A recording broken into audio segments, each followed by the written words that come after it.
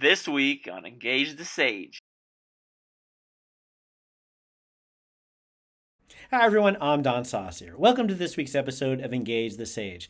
This week we're going to talk about how to make a CV. Now obviously, when we're going to make a CV, we're going to make it excellent. And I'm going to give you a lot of tips today after I tell you what a CV is, about how to make it an excellent demonstration of all the wonderful things that you've done. If you are a student, if you're going to graduate school, if you're on the job market, at some point you're probably going to make a CV. CV is an acronym that stands for Curriculum Vitae. And what it is an archival record of all of your academic achievements. Now, a CV is going to differ from a resume in a couple of ways. First of all, it's going to be a record only of your academic achievements. Your job history might be on there, but only if it's academically relevant. The things that you do outside in your everyday life might not show up in a CV in the same way that you might include it on a resume. Another way that a CV and a resume are going to differ in terms of their length. A resume is typically a page. A CV is an archive. It's going to be a lot longer than that, and it's going to get longer and longer as you do more and more things that are going to go on that CV. When you've been in the field for a couple of decades like me, it's not uncommon for your CV to be 50, 60, 70 pages or more. One of the things that makes a CV truly excellent is that it's a living document. And what that means is as you do more things, you just continue to add on that. And it literally becomes that archive of your career. Because a CV is an archive of your career, and because we're all at different stages of our career and we all do different things in our careers, there are going to be sections that a CV might contain, but your CV might have different sections than mine. So I'm going to describe some common sections, but there's not a strict formula for how you set up your CV. So as I'm going through and I talk about a section of a CV, if you don't have anything to put in that section, you would omit that section from your CV. If you have a section that has a lot in it, you might put that section earlier than another section where you have less in it. The purpose of the CV is to make you and your accomplishments look good. So what you want to do is make sure your CV does just that. Because a CV is an academic record, typically the first section that you're going to have is your education. So here you would put the name of the granting institution of that education, you'd put the degree you earned, you'd put the year in which you earned it. If you completed a thesis or a dissertation, you might put the title of that thesis or that dissertation, as well as the person who supervised your work on your thesis or your dissertation. If you're applying to graduate school, for instance, out of undergraduate, you also might list some relevant coursework that would let them know that you are ready to take on that graduate degree. Another section that is common on CVs is going to be research experience and accomplishments.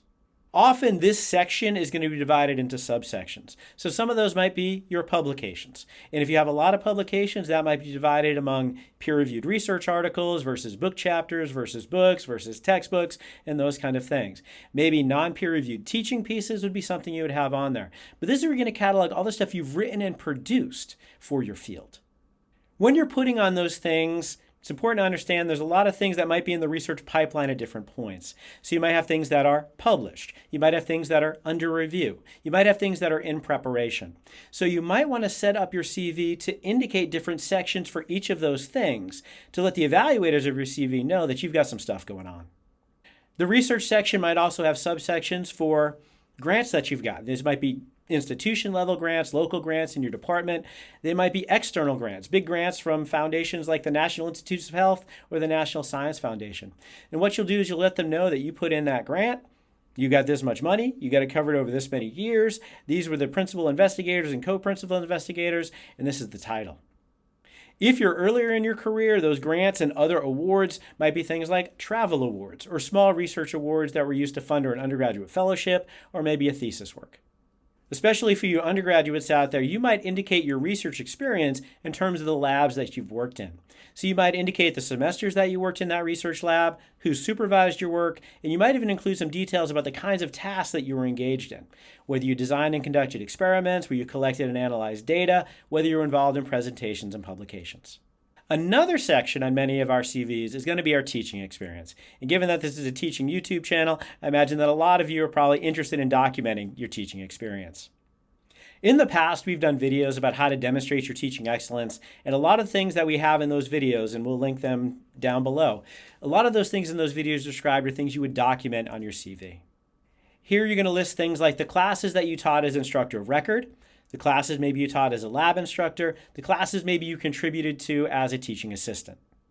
You'll want to make clear what your role was in each of those classes. You might list the semesters in which you worked on those classes. You might list the enrollments that you had in those classes. You might list the modalities in which you taught those classes, whether you taught those in person, HyFlex hybrid, completely online, synchronously, asynchronously, to let someone who's evaluating your CV get an idea of the teaching experiences that you've actually had. You may also want to have some subsections that relate to the efforts that you've taken to improve your teaching. So the professional development events that you've been part of, the workshops that you have attended, the teaching conferences that you've attended, and anything that you've done to present your ideas on teaching. Another section on your CV is going to be your presentations at conferences. And I alluded to this a little bit in the research and teaching sections, but here I'm going to talk about it a little bit more. Anytime that you've presented at a conference, and a conference here I'm using the word liberally. It might be something very local, it might be something you did at your department, it might be something you did at your college, or it might be a regional conference, it might be a national or an international conference. When you're presenting at a conference, you're going to want to list, an APA format is preferable in my field. You're going to list the authors, the order of the authors, the year, the title of the presentation, and what conference it was at. You might also want to indicate the location of that conference. But you want to be clear whether it's a local presentation versus a regional presentation versus a national presentation. These are the kind of things that make you stand out more when you're able to identify some of those that are more competitive opportunities. Now, I mentioned at the beginning, not all CVs look exactly the same.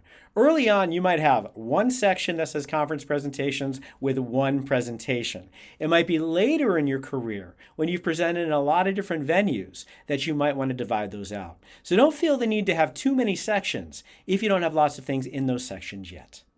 Another section you might want to kind of include on your CV was something related to either your service work or your administrative work.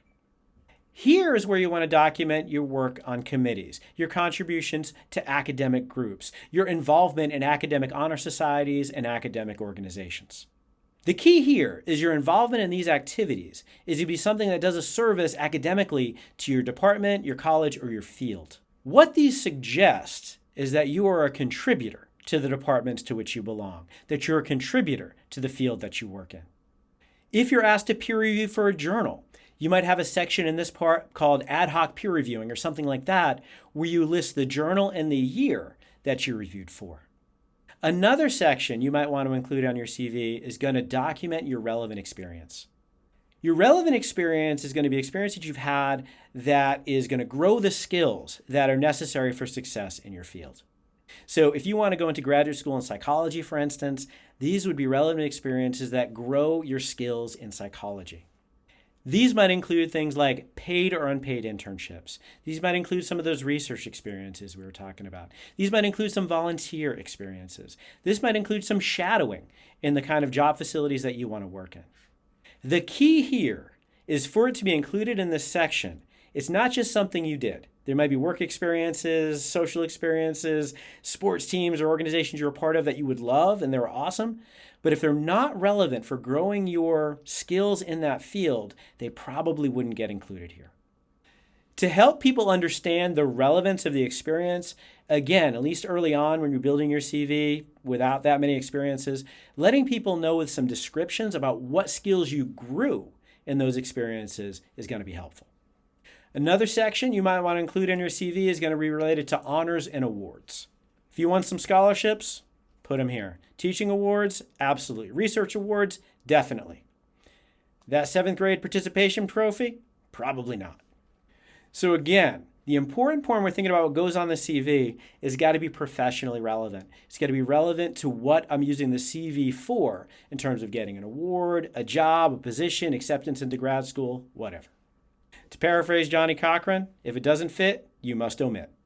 So those are the sections on your CV. Now I want to give you a couple recommendations about how to make it great. First of all, to the extent that you can, and you've heard me talk about this before, use the 4 C's. Make it clear, complete, concise, and compelling. My caveat here is because it's an archival document that just gets longer as you do more stuff, I'm going to emphasize the clear, complete, and the compelling more than the concise.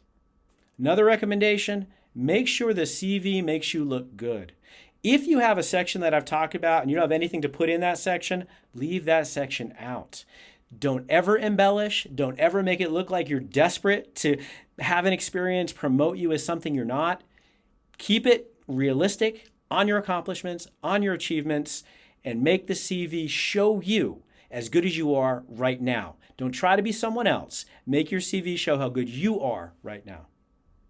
As I've mentioned a couple of times, especially if it's not clear, add in a little bit of a description to let someone know why something is on your CV, how it maybe relates to professional skills that are important for whatever it is you're using that CV to apply for.